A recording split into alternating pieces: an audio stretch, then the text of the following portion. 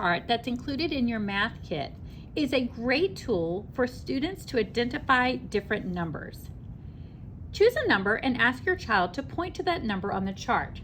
For example, you might have them identify the number 23. When your child identifies that number, they can point to it, or they can take one of their counters and they can put it right on that number.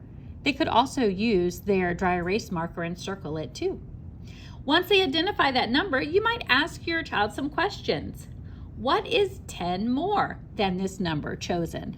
So if I have the number 23, I'm trying to see how many more is 10 more, and that would be 33.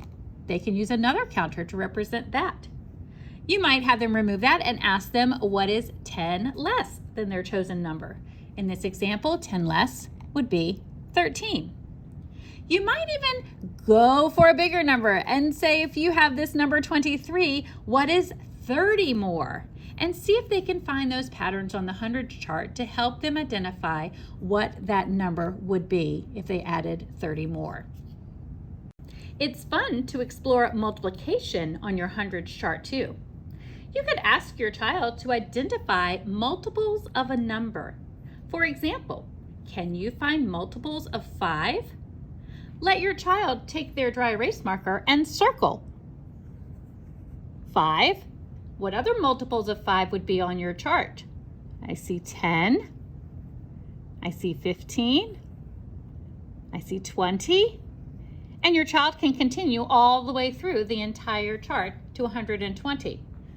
Once your child has identified multiples of a particular number, you might ask them, what do you notice? What do you see?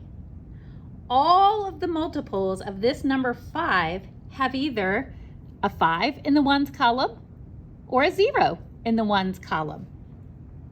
As your child learns about multiplication, they can explore number patterns on their hundreds chart.